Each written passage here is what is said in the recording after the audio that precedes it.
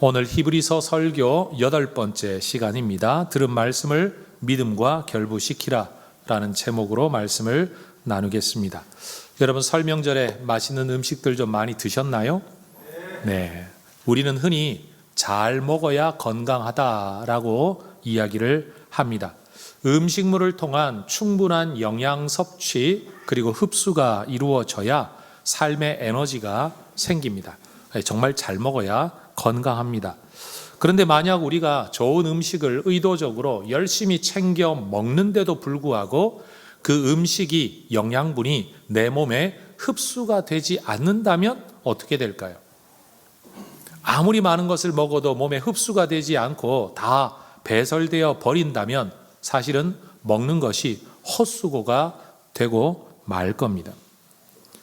우리가 어려서 학교에서 배웠던 거 다 까먹어서 인터넷 다시 뒤져보니까 우리가 음식물을 섭취하면 탄수화물, 흔히 우리가 쌀 같은 탄수화물은 포도당으로 변해야 몸으로 흡수가 되고, 단백질은 아미노산이라는 것으로 변해야 몸으로 흡수가 되고, 지방은 지방산과 글리세롤이라는 형태로 변해야 몸으로 흡수가 된다고 합니다. 이렇게 변화되는 음식물이 어떤 것으로 변화되는 과정에서 우리가 학교에서 배웠던 아밀라제, 아밀레이스, 그 다음에 트립신, 그리고 리파제, 라이페이즈라는 이런 소화를 돕는 효소들이 그렇게 음식물을 우리 몸이 흡수할 수 있는 형태로 바꾸어 놓는 그런 작용을 한다라는 거죠. 예를 들어 우리가 밥을 먹고 음식을 먹을 때도 오랜 시간 꼭꼭 잘 씹어야 침샘에서부터 몸 안에서부터 이런 소화 효소가 많이 분비가 되어서 음식물이 몸 안으로 잘 흡수가 되는데, 만약 음식물을 제대로 씹지 않고 삼켜버리면 흡수되지 않고 배설물로 나와버리든지, 아니면 장 안에서 음식물이 부패해서 오히려 건강을 위해 먹은 음식이 내 몸에 독이 되고 많은 일이 생겨난다라는 겁니다. 혹시 잘 씹지 않고 삼키시는 분들 계시거들랑 여러분의 건강을 위해 잘 새겨 들으시기를 바랍니다. 어느 누가 자기 몸에 독을 쌓으려고 음식을 먹는 사람이 누가 있겠습니까? 건강을 위해서죠. 삼키면 내 뱃속이 다 알아서 한다? 그렇지 않다라는 겁니다. 물론 그렇다고 해서 음식물을 먹지도 않는데 소화 효소만 많이 분비된다고 건강할 수는 없는 거죠.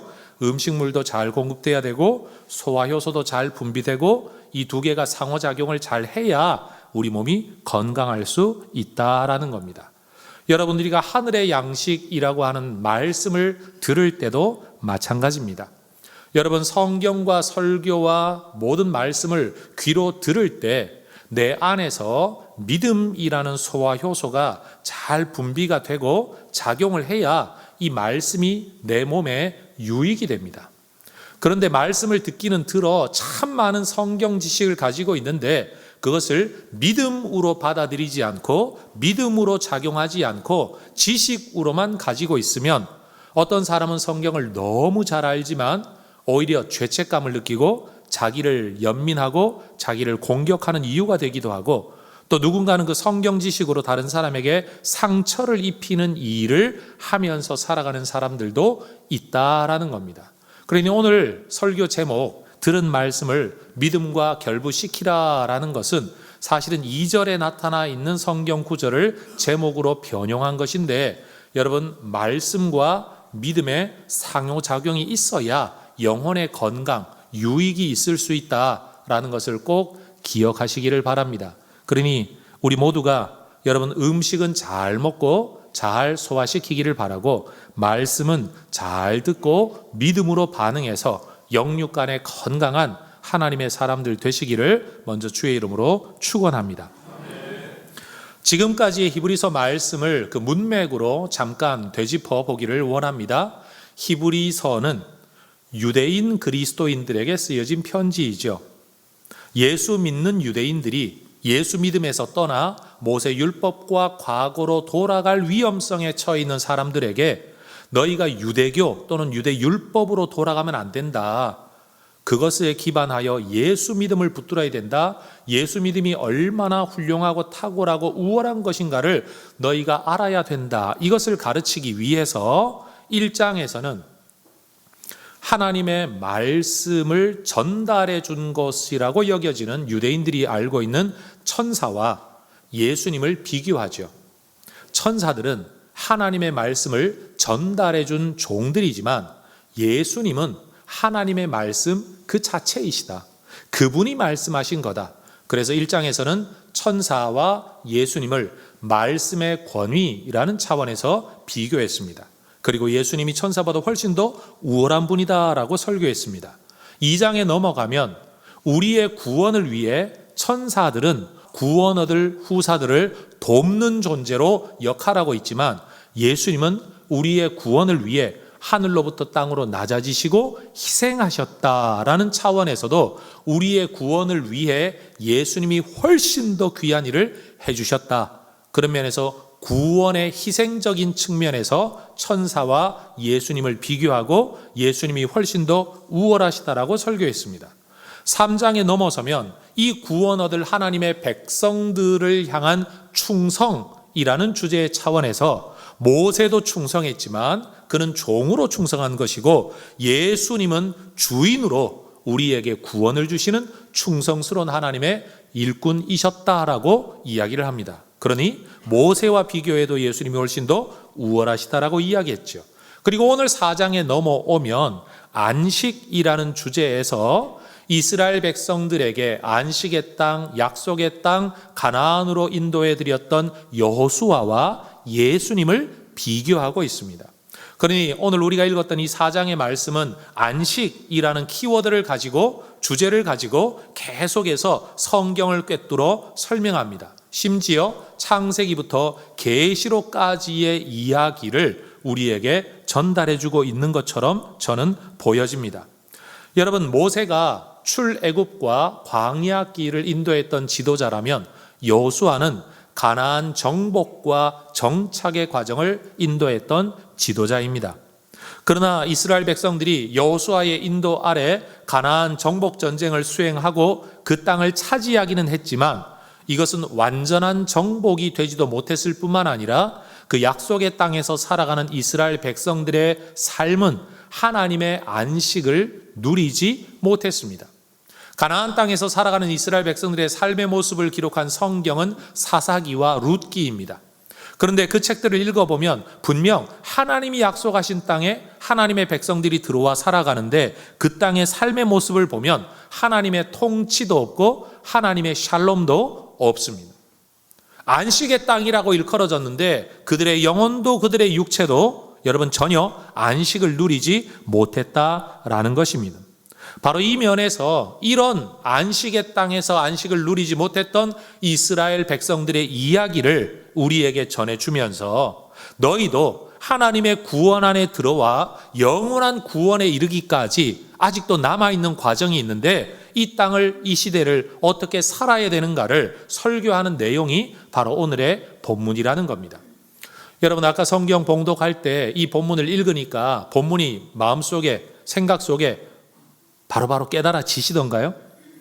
굉장히 복잡하죠. 문장 구조도 복잡하고 표현도 복잡하고 그리고 그 배경이 되는 내용도 상당히 복잡합니다. 그래서 오늘 설교는 한 절 한 절 단어를 설명하면 너무 지루하고 그리고 제대로 된 의미를 다 요약해서 전달할 수 없을 것 같아서 오히려 반대로 이 본문이 의도하는 핵심 스토리가 뭐냐라는 것을 제 나름대로 재구성해서 이 말씀을 전해드리도록 하겠습니다. 오늘 설교를 다 듣고 오늘 본문을 집에 가서 한번 다시 읽어보시면 이 본문이 이런 내용이로구나 라고 이해에 도움이 되실 것 같습니다. 여러분, 성경에서 안식이라는 단어가 처음 등장하는 책은 창세기입니다. 천지 창조 직후에 바로 안식이라는 단어가 등장하죠. 창세기 2장 1절에서 3절의 말씀을 화면을 보면서 함께 읽어보도록 하겠습니다. 어떤 표현이 반복되고 있는지 한번 주목해 보시기 바랍니다. 시작. 천지와 만물이 다 이루어지니라. 하나님이 그가 하시던 일을 일곱째 날에 마치시니 그가 하시던 모든 일을 그치고 일곱째 날에 안식하시니라. 하나님이 그 일곱째 날을 복되게 하사 거룩하게 하셨으니 이는 하나님이 그 창조하시며 만드시던 모든 일을 마치시고 그날에 안식하셨음이니라. 여러분, 날수로 따지면 일곱째 날이라는 표현이 반복되어지고요, 안식이라는 단어가 반복되는데, 이 안식이라는 단어가 어떤 상황에서 쓰여지느냐? 하나님이 하려고 하시던 일이 다 이루어졌다, 다 마쳤다, 모든 일을 그쳤다, 하나님께서 모든 일을 마치셨다 라는 표현들이 계속 반복해서 나오고 있습니다. 여러분, 안식일은 일하는 중에 쉬는 날이 안식일이 아니고 하려고 하던 일이 끝난 상태가 안식입니다. 우리 하나님께서 일을 하시다가 피곤하셔서 쉬신 날이 안식이 아니고 하나님께서 천지 창조를 구상하셨고 그 일을 다 마치셔서 천지 창조에 관한 한 더 이상 하실 일이 없는 상태가 바로 안식이었다라는 말입니다. 그러니 여러분, 오늘날 우리가 교회에서 특별히 이 성경을 전해 듣고 배움 받아 그 표면적인 여러 의미들을 보면서 주일날은 안식일 의미로 지킨다는데, 물론 안식일은 주일이 아니고 주일이 안식이 아닙니다. 그러나 안식일의 정신을 이어받아 우리가 주일 예배를 드린다는데 교회를 가면 할 일이 너무 많아. 우리는 도무지 안식을 할 수가 없어. 그래서 우리는 안식일을 못 지키는 거야 라고 안식이라는 단어를 가지고 일과 연결지어 투덜거리는 성도들을 너무 자주 만나게 돼요. 안식일은 여러분, 내가 일을 하느냐 마느냐의 관점에서 적용되어야 할 주제가 아니라는 겁니다. 첫 안식은 하나님이 의도하신 바가 완성되었다, 마쳤다, 모든 하나님의 뜻이 다 실현되어졌다, 이 상태를 두고 안식이라고 말을 했다라는 겁니다. 그럼 여러분, 이 안식에 대하여 인간이 할 수 있는 최선의 반응이 무엇이냐? 이사야 58장 13절 14절에는 하나님께서 이 안식과 안식일에 대한 피조물인 우리 사람에게 기대하시는 반응이 무엇인가를 하나님이 말씀해 주셨죠. 화면 보고 같이 한번 읽어보겠습니다. 만일 안식일에 너의 발을 금하여 내 성일에 오락을 행하지 아니하고 안식일을 일컬어 즐거운 날이라, 여호와의 성일을 존귀한 날이라 하여 이를 존귀하게 여기고 너의 길로 행하지 아니하며 너의 오락을 구하지 아니하며 사사로운 말을 하지 아니하면 네가 여호와 안에서 즐거움을 얻을 것이라. 내가 너를 땅의 높은 곳에 올리고 너의 조상 야곱의 기업으로 기르리라. 여호와의 입의 말씀이니라. 여러분, 세상에는 인간이 누릴 수 있는 즐거움과 오락이 많습니다. 하나님도 그것을 알고 계십니다. 그런데 하나님께서 이사야를 통해 우리에게 주시는 말씀의 핵심이 뭐냐? 세상의 그 어떤 즐거움보다도 하나님을 즐거움으로 삼고 그 어떤 일보다도 하나님 찬양하는 일을 가장 기뻐하는 너희에게 내가 하늘과 땅의 즐거움으로 채워주겠다.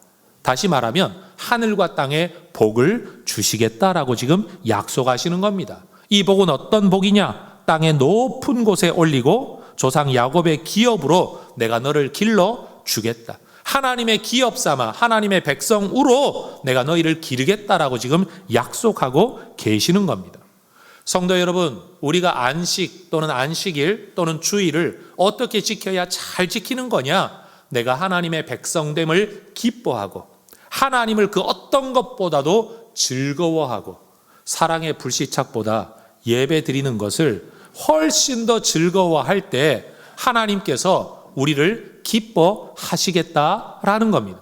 그러니 여러분, 주일에 일을 하냐 마냐, 아니면 예배를 드리는 게 피곤하다 피곤하지 않다, 일주일 내내 일을 했는데 뭘 또 교회를 가서 봉사를 한다는 말이냐, 이런 일의 개념으로 예배와 주일과 안식일을 접근할 게 아니라는 거지요. 내 삶의 진정한 기쁨과 즐거움을 누구로 삼고 있느냐, 이것이 바로 안식일의 본질적 의미라는 겁니다.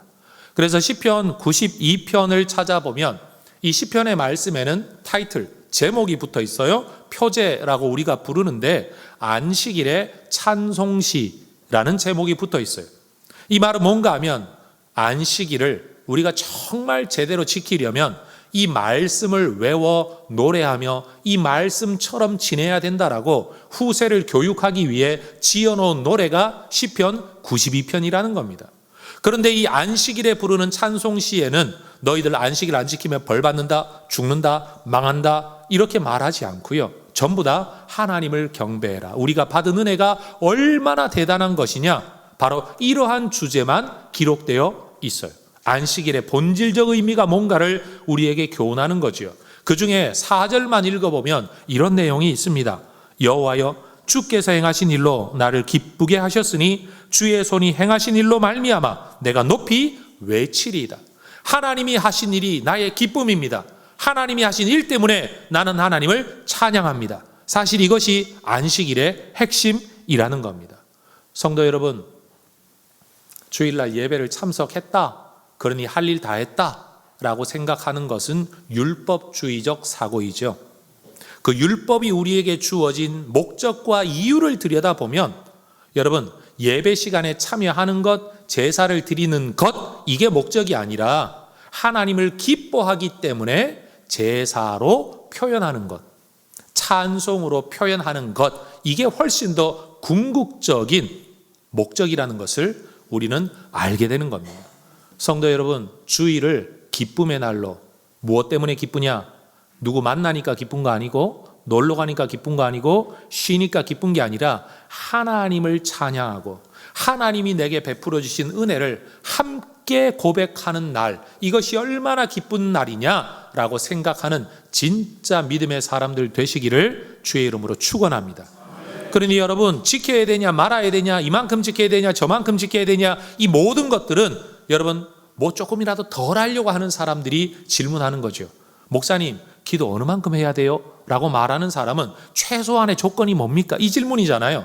정말 하나님을 기뻐하는 사람들은 얼마나 해야 돼요? 라고 묻는 게 아니라 해도 또 하고 싶고 해도 또 하고 싶은 게, 그래야 그게 본질적으로 진짜 기도의 삶을 사는 사람이라고 말할 수 있지 않겠습니까? 그러니 이 땅을 살아가는 중에, 우리 예수 믿고 사는 중에 성도 여러분, 종교인이 되어가지고 종교적인 법을 지키는 것, 아니면 주어진 규례를 지키는 것, 최소치만 지키면 할 일 다 했다라고 면책 받으려고 하는 이 종교 활동 말고, 정말 기쁨으로 우리 하나님을 경배하고 하나님의 이름을 외치는 그런 주일, 그런 삶을 우리 모두가 살아갈 수 있기를 주의 이름으로 축원합니다.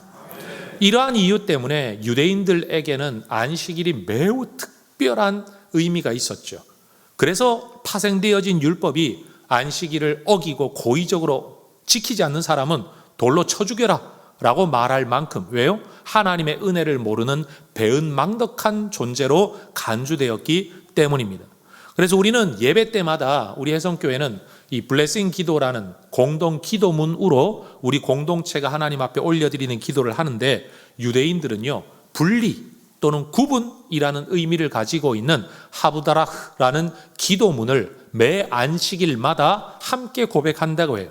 이 기도문은 그리 길지도 않습니다. 한번 따라해 보시겠습니까? 거룩한 것과 세속적인 것을 구분하시고, 빛과 어둠을 구분하시고, 이스라엘과 열방을 구분하시고, 일곱 번째 날과 다른 날들을 구분하시고, 이 세상의 왕이며 주 되신 하나님을 찬양합니다. 여러분, 이런 것들을 구분하신 창조주 하나님, 구세주 하나님, 우리의 구원자 하나님을 우리가 찬양합니다. 이것이 안식일에 유대인들이 고백하는 기도문이라는 겁니다. 여러분, 안식일을 철저하게 지킨다는 것 자체는 매우 중요한 신앙적 행위인데, 문제는 뭐냐? 그 안식일에 대한 이해와 의미가 시간이 흐르면서 점점 변질되어져서 종교적 규례로 이거 하면 안 되고 저거 하면 안 되는 이런 형태로 변질되어 버렸다는 겁니다. 그래서 구세주이신 예수님이 이 땅에 오셨는데도 여러분, 율법을 철저하게 지키고 하나님 뜻대로 산다라고 말하는 바리새인들일수록 예수님께서 안식일에 행하시는 일이 매우 못마땅했어요. 왜요? 그들이 생각할 때 안식일은 일을 하지 않아야 되는 날, 이라는 율법을 가지고 있었는데 예수님께서는 그 안식일에 자꾸만 병자를 고치는 일을 행하시는 겁니다. 그래서 성경을 보면 누가복음 6장 7절 서기관과 바리새인들이 예수를 고발할 증거를 찾으려 하여 안식일에 병을 고치시는가 엿보았다. 그들의 관심은요, 병자에게 있는 게 아니에요. 하나님의 은혜에 있는 것도 아니에요. 일을 하느냐 마느냐 그것만이 그들의 주된 관심이었다는 겁니다. 그래서 예수님께서는 안식일에 대하여 이런 가르침을 주시죠. 마가복음 2장 27, 8절 또 이르시되 안식일이 사람을 위하여 있는 것이지 사람이 안식일을 위하여 있는 것이 아니다. 이러므로 인자는 안식일에도 주인이다. 안식일이라는 법을 준 게 누구냐? 안식일의 의미를 부여한 게 누구냐? 나다. 예수님이 사실 그 말씀을 하고 계신 거죠. 그리고 하나님께서 너희에게 안식일을 지키라고 인간을 만드신 게 아니다. 오히려 인간을 위해 안식하신 것이다. 이 안식일의 본질적 의미를 말씀하셨죠. 그래도 사람들은 여전히 안식일의 의미를 예수님의 가르침을 이해하지 못했습니다. 성도 여러분, 천지 창조에 관한 한 하나님의 일은 끝났습니다. 더 이상 하나님이 하실 일이 없습니다. 그래서 6일 동안 창조하시고 일곱째 날 쉬신 이 하나님의 안식은 지금도 진행형입니다. 천지 창조에 관한 한 하나님이 뭐가 부족해서 여러분 또 다른 걸 만드셔야만 이거 빼먹었네 저거 빼먹었네 이렇게 만드실 일이 전혀 없기 때문에 천지 창조에 관한 하나님의 안식은 지금도 진행 중이라는 겁니다. 그런데 하나님이 만드신 이 천지 창조의 피조세계 안에서 여러분 인간의 범죄와 타락으로 인해 하나님의 피조세계가 손상을 입어버렸습니다. 그래서 하나님께서는 세상을 회복하고 여러분 죽음에 빠져있는 우리를 살리시기 위해 구원의 일을 하기 시작하셨습니다. 지금도 그 일을 하고 계십니다. 이 두 가지 이야기를 합하면 어떻게 되냐? 한번 따라해 볼까요? 하나님은 안식 가운데 일하고 계십니다. 우리 하나님은요, 천지 창조에 관한 한 안식 중이신데 여러분 구원에 관해서는 지금도 일하고 계십니다. 그래서 예수님께서 이런 말씀을 하시는 겁니다. 요한복음 5장 17절 예수께서 그들에게 이르시되 내 아버지께서 이제까지 일하시니 나도 일한다. 여러분 이 일이 천지 창조의 일입니까? 아니라고요. 천지 창조의 일이 아니라 우리의 구원을 위한 세상의 회복을 위한 일을 하나님도 하고 계시고 그 일을 하라고 예수님도 보냄받아 일하고 계신 겁니다. 그래서 유대인들은 안식일의 준수를 그저 일을 하느냐 마느냐라는 관점으로만 보고 있었지만 예수님께서는 하나님의 백성들이 원래의 창조된 형태 그대로 하나님의 생명의 부유함 안에 살아가고 있느냐 그렇지 못하냐 그러면 하나님의 은혜 안에 살아가기 위해 예수님께서 구원의 일을 행하시는 것은 너무나도 당연한 일이었다라는 거예요. 그래서 예수님께서는 누가복음 13장 16절에서 이렇게 말씀하십니다. 그러면 18해 동안 사탄에게 매임받은 이 하나님 아브라함의 딸을 안식일에 이 매임에서 푸는 것이 합당하지 아니하냐. 안식일에 내가 이 사람을 고치는 일을 하는 게 합당하지 아니하냐. 왜요? 일하느냐 안 하느냐가 중요한 게 아니라 하나님의 창조로 회복되어져야 하니까. 하나님의 백성이 하나님의 생명을 누리며 살도록 회복되어져야 하니까. 이 일을 위해 하나님 지금도 일하시고 이 일을 위해 하나님이 나를 보내셨으니 내가 이 일을 하는 것이 너무나도 마땅하지 아니하냐라는 겁니다. 그러니 성도 여러분, 우리가 안식일에 주일에 여러분 우리가 하나님 앞에 해야 될 일이 뭐냐? 뭘 사먹냐 안 사먹냐 아니면 일을 하냐 마냐가 중요한 게 아니라 얼마나 회복된 하나님의 백성으로 하나님이 기뻐하시는 시편 92편이 선포하는 안식일의 찬송시를 부르며 이사야가 선포하는 하나님을 기쁨과 즐거움으로 삼고 살아가느냐. 여러분 우리 안에 이 모습을 찾고 이 모습대로 살아가는 것이 훨씬 더 중요한 신앙의 목적이고 원리라는 사실이죠. 그런데 예수님의 이러한 안식일 이해는 예수님만의 독특하고 새로운 해석이 아니었습니다. 사실은 이 안식일 법을 율법으로 처음 전해준 모세조차도 이미 그의 머릿속에는 안식일에 대해서 예수님 시대의 율법주의자들이 가지고 있었던 것과는 완전히 다른 차원의 원래 하나님의 의도가 뭔지를 그는 이미 알고 있었습니다. 신명기 5장에서 그는 이스라엘 백성들에게 설교하죠. 15절, 너는 기억하라. 네가 애굽 땅에서 종이 되었더니 내 하나님 여호와가 강한 손과 편 팔로 거기서 너를 인도하여 내었나니 그러므로 내 하나님 여호와가 너에게 명령하여 안식일을 지키라 하느니라. 하나님께서 너를 종되었던 곳에서 구원해 내셨기 때문에 안식일을 지키라고 말씀하는 거다.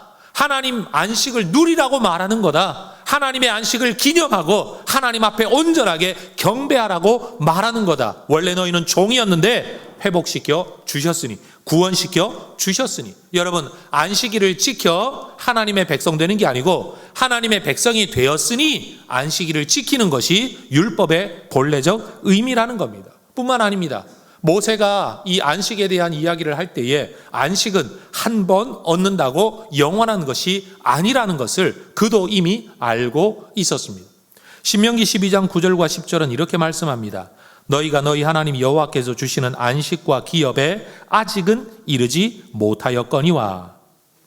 지금 모세가 가나안 땅을 바라보며 마지막 설교를 하는 겁니다. 그러면서 했던 말이 여호와께서 주시는 안식과 기업에, 특별히 안식에 아직은 이르지 못하였다. 그럼 모세가 말하고 있는 안식이 뭡니까? 가나안 땅. 그곳에서의 삶이 모세가 말하는 안식인 겁니다. 일을 하냐 마냐가 아닙니다. 진짜 안식. 약속의 땅이 너희에게 주어지는 것.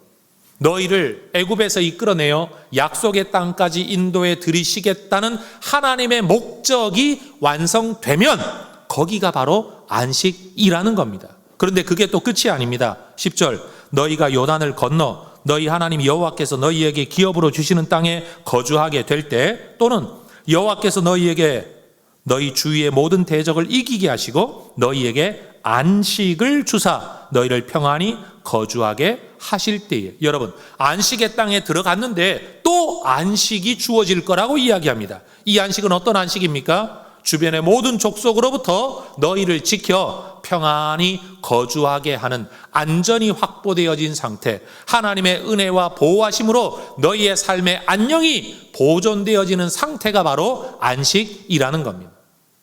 그러니 모세가 안식이라는 단어를 이스라엘 백성에게 말할 때에 안식은요, 뭐 하나만 얻으면 안식이 되는 게 아니고 여기에서 하나님 목적한 바가 이루어지면 거기에도 안식이 있고, 거기서 또 하나님의 목적하신 바가 이루어지면 또 다른 안식이 있고, 그렇게 안식은 계속 다차원적으로 이스라엘 백성들에게 예견되어 졌다라는 겁니다. 그리고 정말 하나님이 원하셨던 안식은 뭐냐? 약속의 땅이라는 안식에 들어가 하나님의 은혜의 보호하심 아래 주변 민족의 공격과 침입 없이 안전하게 거주하게 되는 안식을 그들이 누리면서 그들 내면에서 자발적으로 하나님 말씀에 순종하여 하나님의 통치가 그들 삶 가운데 임하여 하나님의 통치의 결과로 그들의 삶이 진정한 평안과 샬롬에 이르게 될 때 그것이 그들이 누렸어야 할 안식이라는 겁니다. 그러니 여러분, 안식은 한 가지 사건을 두고 말하고 있는 게 아니라는 거죠. 안식일은 그저 주일날 예배 한번 드렸다고 안식일 지켰다 이렇게 말할 수 있는 내용이 전혀 아니라는 겁니다. 여러분, 지난주와 이번 주에 3장과 4장에서 이 히브리서 설교자는 시편 95편의 말씀을 반복적으로 인용하고 있습니다. 한 번만 인용하고 지나면 될 것 같은데 지난주 본문에서도 시편 95편을 인용했고 4장에 넘어와서도 다윗이 기록한 것이라고 여겨지는 이 시편 95편의 말씀을 인용하고 있습니다. 그럼 여러분, 다윗이 시편 95편에서 안식에 대한 소망, 아직도 들어갈 안식이 남아있다라고 말을 하는 말을 한번 새겨 들어보십시오.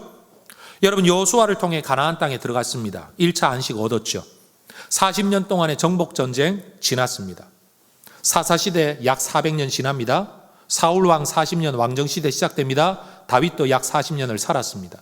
시편 95편의 노래를 부를 때는 가나안 땅 들어가서부터 약 500년의 시간이 흐르고 난 시점입니다.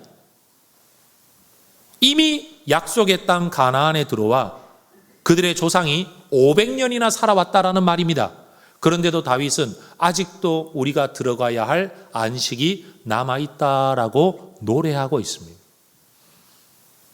이것이 바로 오늘 히브리서 설교자가 우리에게 들려주고자 하는 말씀입니다. 여러분, 이집트에서 살아가던 백성들에게 그들이 출애굽하는 그 과정에 그들은 이미 하나님의 구원을 받았습니다. 종살이에서 자유민으로의 구원을 받은 거죠. 그렇죠? 그리고 그들에게는 가나안 땅이라는 안식의 약속이 주어져 있었습니다. 이미 얻은 안식에서 앞으로 얻을 안식을 바라보며 그들은 매일 매 순간을 하나님이 채우시고 보호하시는 만나와 메추라기와 반석의 물과 불, 구름, 기둥의 인도를 따라 오늘을 안식을 누리며 살아가야 했습니다. 이 과정에 믿음이 필요했습니다. 이 믿음이 있어야만 이 광야 시간을, 육체적으로는 광야이지만 하나님이 채우시는 은혜의 안식을 누릴 수 있었다라는 말입니다. 그런데 이스라엘 백성들은 실패했습니다. 이미 안식은 얻었는데 믿음으로 반응하지 못하여 광야에서도 안식을 누리지 못했고 약속의 땅 가나안의 안식의 땅에 들어가지도 못해버렸다라는 겁니다.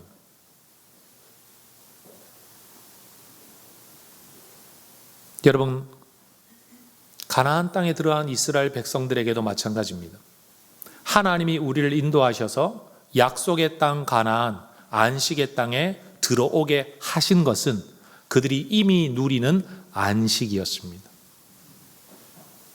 그들은 그 땅에서 하나님의 통치 말씀을 받들어 믿음으로 순종하며 그 땅을 젖과 꿀이 흐르는 땅, 하나님의 은혜가 임하는 땅으로 만들어가며 그 은혜를 누려야만 했습니다.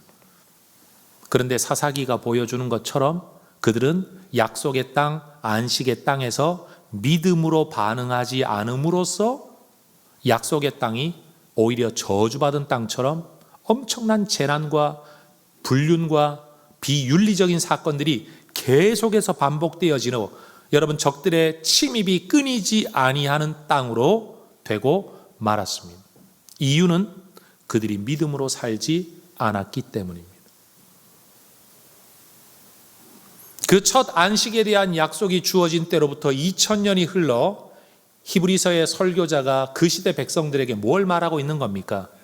너희들도 예수 믿음으로 구원 안에 들어와 이미 안식을 얻었는데 이 믿음을 붙들고 말씀과 믿음이 결부되어져서 오늘을 믿음으로 살아내어야 이 땅에서도 안식을 누리고 영원한 안식에 들어갈 수 있다라고 경고하고 있는 겁니다.